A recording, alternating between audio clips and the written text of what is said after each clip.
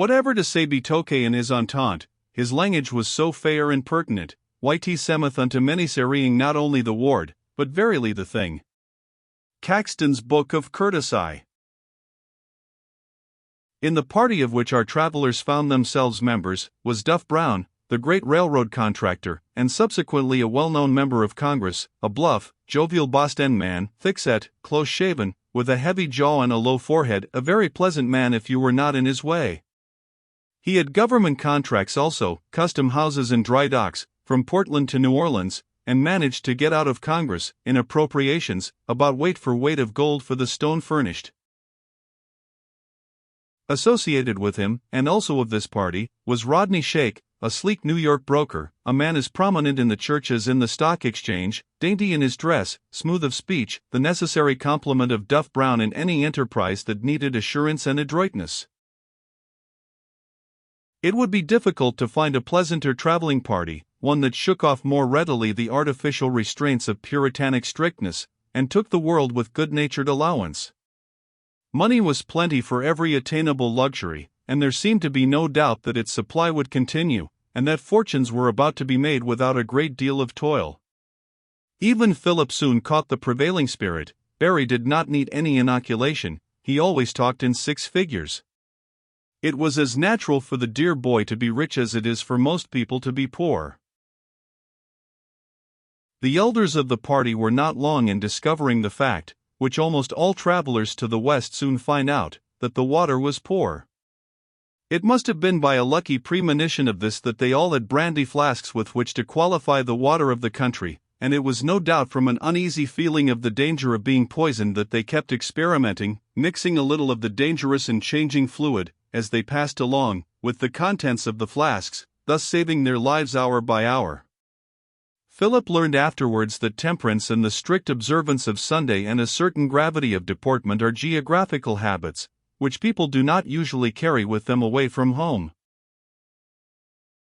Our travelers stopped in Chicago long enough to see that they could make their fortunes there in 2 weeks' time, but it did not seem worthwhile. The West was more attractive. The further one went, the wider the opportunities opened.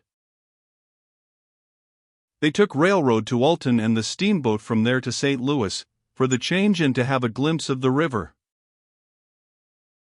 "Isn't this jolly?" cried Henry, dancing out of the barber's room, and coming down the deck with a 1, 2, 3 step, shaven, curled and perfumed after his usual exquisite fashion. "What's jolly?" asked Philip, looking out upon the dreary and monotonous waste through which the shaking steamboat was coughing its way. "Why, the whole thing. It's immense, I can tell you. I wouldn't give that to be guaranteed 100,000 cold cash in a year's time." "Where's Mr. Brown?" "He is in the saloon, playing poker with Shake and that long-haired party with the striped trousers, who scrambled aboard when the stage plank was half hauled in, and the big delegate to Congress from out west." "That's a fine-looking fellow, that delegate, with his glossy, black whiskers, looks like a Washington man. I shouldn't think he'd be at poker." "Oh, it's only 5-cent ante, just to make it interesting," the delegate said.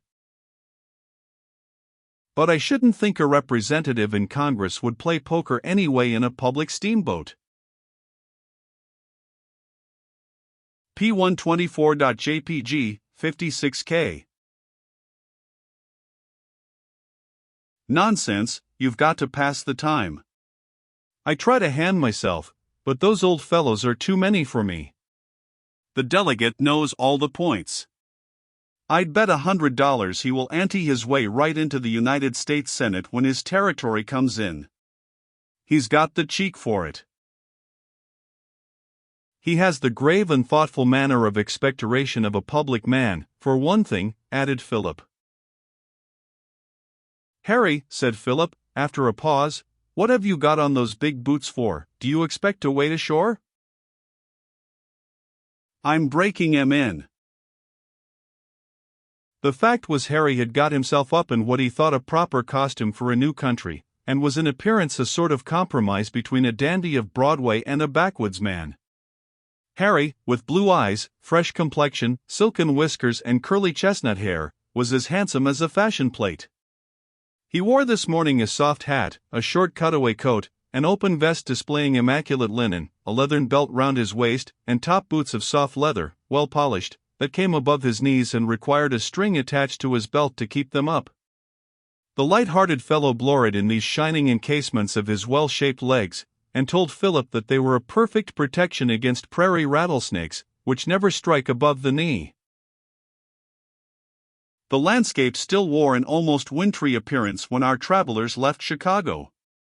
It was a genial spring day when they landed at St. Louis. The birds were singing, the blossoms of peach trees in city garden plots made the air sweet, and in the roar and tumult on the long river levee they found an excitement that accorded with their own hopeful anticipations. The party went to the Southern Hotel, where the great Duff Brown was very well known, and indeed was a man of so much importance that even the office clerk was respectful to him. He might have respected in him also a certain vulgar swagger and insolence of money, which the clerk greatly admired. The young fellows liked the house and liked the city. It seemed to them a mighty free and hospitable town. Coming from the east, they were struck with many peculiarities. Everybody smoked in the streets. For one thing, they noticed, everybody took a drink in an open manner whenever he wished to do so or was asked, as if the habit needed no concealment or apology. In the evening when they walked about they found people sitting on the doorsteps of their dwellings, in a manner not usual in a northern city. In front of some of the hotels and saloons the sidewalks were filled with chairs and benches, Paris fashion, said Harry, upon which people lounged in these warm spring evenings, smoking, always smoking, and the clink of glasses and of billiard balls was in the air. It was delightful. Harry at once found on landing that his backwoods custom would not be needed in St. Louis, and that, in fact, he had need of all the resources of his wardrobe to keep even with the young swells of the town. But this did not much matter, for Harry was always superior to his clothes. As they were likely to be detained some time in the city, Harry told Philip that he was going to improve his time. And he did. It was an encouragement to any industrious man to see this young fellow rise, carefully dress himself, eat his breakfast deliberately, smoke his cigar tranquilly, and then repair to his room, to what he called his work, with a grave and occupied manner, but with perfect cheerfulness. Harry would take off his coat, remove his cravat, roll up his shirt sleeves, give his curly hair the right touch before the glass, get out his book on engineering, his boxes of instruments, his drawing paper, his profile paper, open the book of logarithms, mix his India ink, sharpen his pencils, light a cigar, and sit down at the table to lay out a line, with the most grave notion that he was mastering the details of engineering. He would spend half a day in these preparations without ever working out a problem or having the faintest conception of the use of lines or logarithms. And when he had finished, he had the most cheerful confidence that he had done a good day's work. It made no difference, however, whether Harry was in his room in a hotel or in a tent. Philip soon found he was just the same. In camp he would get himself up in the most elaborate toilet at his command, polish his long boots to the top, lay out his work before him, and spend an hour or longer, if anybody was looking at him, humming airs, knitting his brows, and working at engineering, and if a crowd of gaping rustics were looking on all the while it was perfectly satisfactory to him. You see, he says to Philip one morning at the hotel when he was thus engaged, I want to get the theory of this thing, so that I can have a check on the engineers. I thought you were going to be an engineer yourself, queried Philip.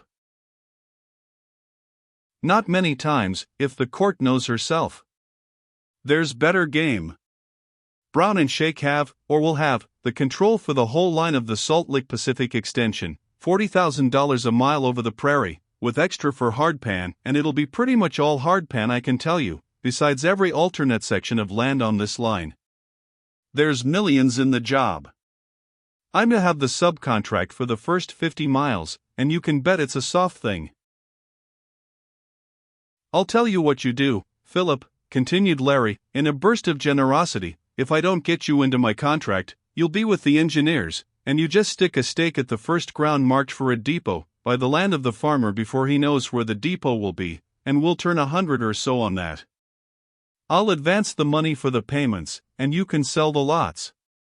Sheikh is going to let me have 10,000 just for a flyer in such operations. But that's a good deal of money. Wait till you are used to handling money. I didn't come out here for a bagatelle. My uncle wanted me to stay east and go in on the mobile custom house, work up the Washington end of it. He said there was a fortune in it for a smart young fellow, but I preferred to take the chances out here.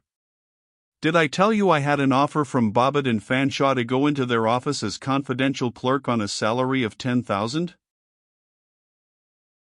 Why didn't you take it? Asked Philip, to whom a salary of 2,000 would have seemed wealth, before he started on this journey. Take it? I'd rather operate on my own hook, said Harry, in his most airy manner. A few evenings after their arrival at the Southern, Philip and Harry made the acquaintance of a very agreeable gentleman, whom they had frequently seen before about the hotel corridors, and passed a casual word with. He had the air of a man of business, and was evidently a person of importance. The precipitating of this casual intercourse into the more substantial form of an acquaintanceship was the work of the gentleman himself, and occurred in this wise. Meeting the two friends in the lobby one evening, he asked them to give him the time, and added, "Excuse me, gentlemen, strangers in St. Louis?" "Ah, yes, yes." "From the East, perhaps?" "Ah, just so, just so. Eastern-born myself, Virginia. Sellers is my name, Beriah Sellers." "Ah.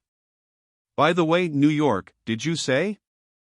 That reminds me, just met some gentlemen from your state, a week or two ago, very prominent gentlemen, in public life they are, you must know them, without doubt." Let me see. Curious those names have escaped me. I know they were from your state, because I remember afterward my old friend Governor Shackleby said to me, "Fine man, is the governor, one of the finest men our country has produced," said he. "Colonel, how did you like those New York gentlemen? Not many such men in the world." "Colonel Sellers," said the governor. "Yes, it was New York," he said, "I remember it distinctly. I can't recall those names, somehow.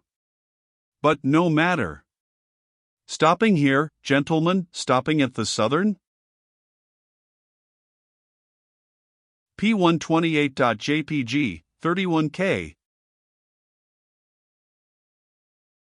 In shaping their reply in their minds, the title Mr. had a place in it, but when their turn had arrived to speak, the title Colonel came from their lips instead. They said yes, they were abiding at the Southern, and thought it a very good house. Yes, the Southern is fair. I myself go to the Planters' old, aristocratic house. We Southern gentlemen don't change our ways, you know. I always make it my home there when I run down from Hawkeye. My plantation is in Hawkeye, a little up in the country. You should know the Planters. Philip and Harry both said they should like to see a hotel that had been so famous in its day, a cheerful hostelry. Philip said it must have been where duels were fought there across the dining-room table.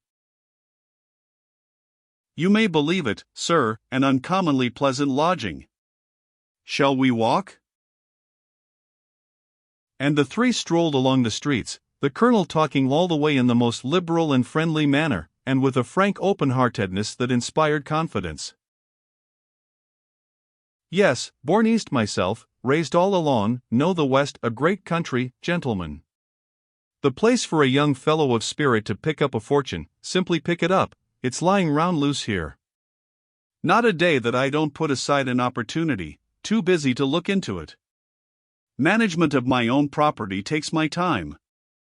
First visit? Looking for an opening? Yes, looking around, replied Harry. Ah, here we are. You'd rather sit here in front than go to my apartments? So had I. An opening, eh? The colonel's eyes twinkled. Ah, just so. The country is opening up, all we want is capital to develop it. Slap down the rails and bring the land into market. The richest land on God Almighty's footstool is lying right out there. If I had my capital free, I could plant it for millions. I suppose your capital is largely in your plantation? Asked Philip. Well, partly, sir, partly. I'm down here now with reference to a little operation, a little side thing merely. By the way, gentlemen, excuse the liberty, but it's about my usual time. The colonel paused, but as no movement of his acquaintances followed this plain remark, he added, in an explanatory manner, I'm rather particular about the exact time, have to be in this climate. Even this open declaration of his hospitable intention not being understood, the colonel politely said, Gentlemen, will you take something? Colonel Sellers led the way to a saloon on 4th Street under the hotel, and the young gentleman fell into the custom of the country. Not that, said the colonel to the barkeeper, who shoved along the counter a bottle of apparently corn whiskey, as if he had done it before on the same order, not that, with a wave of the hand. That ordered, if you please. Yes. Never take an inferior liquor, gentlemen, not in the evening, in this climate. There. That's the stuff. My respects. P131.jpg, 40K. The hospitable gentleman, having disposed of his liquor, remarking that it was not quite the thing when a man has his own cellar to go to, he is apt to get a little fastidious about his liquors, called for cigars. But the brand offered did not suit him. He motioned the box away, and asked for some particular Havanas, those in separate wrappers. I always smoke this sort, gentlemen, they are a little more expensive, but you'll learn, in this climate, that you'd better not economize on poor cigars. Having imparted this valuable piece of information, the colonel lighted the fragrant cigar with satisfaction, and then carelessly put his fingers into his right vest pocket. That movement being without result, with a shade of disappointment on his face, he felt in his left vest pocket. Not finding anything there, he looked up with a serious and annoyed air, anxiously slapped his right pantaloons pocket, and then his left, and exclaimed, By George, that's annoying. By George, that's mortifying. Never had anything of that kind happen to me before. I've left my pocketbook. Hold. Here's a bill, after all. No, thunder, it's a receipt. Allow me, said Philip, seeing how seriously the colonel was annoyed, and taking out his purse. The colonel protested he couldn't think of it, and muttered something to the barkeeper about hanging it up, but the vendor of exhilaration made no sign, and Philip had the privilege of paying the costly shot, Colonel Sellers profusely apologizing and claiming the right next time. As soon as Beriah Sellers had bade his friends good night and seen them depart, he did not retire apartments in the Planters, but took his way to his lodgings with a friend in a distant part of the city.